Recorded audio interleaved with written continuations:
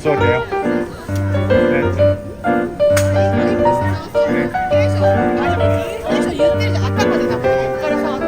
頭触るとこうやったら顎から触ってあげて、ここ触られて上がっちゃう。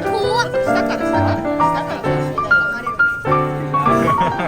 噛まないよ。何にもしない。テレビこれって誰が買ってるの？そうみんな好き。みんな家族ね。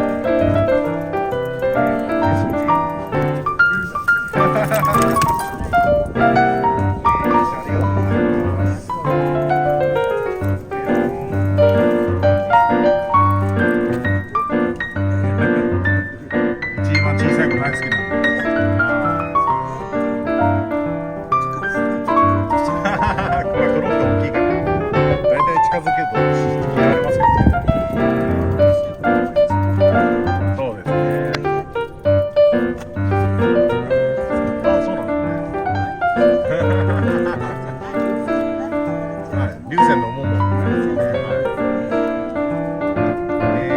かわいいね。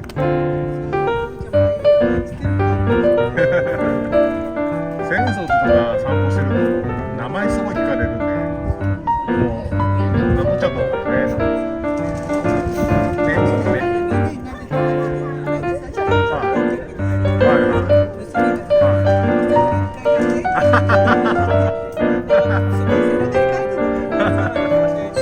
今日もでもすごかったですよ。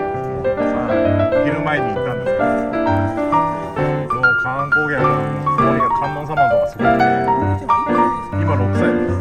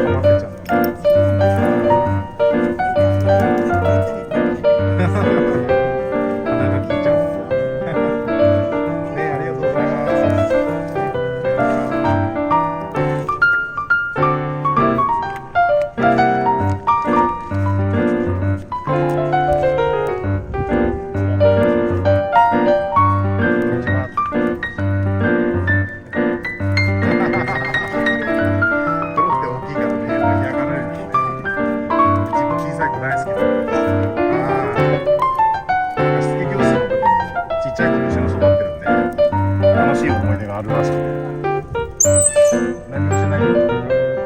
ももちゃんの匂いするでしょ。さあ、きゅうちゃんの匂いするな。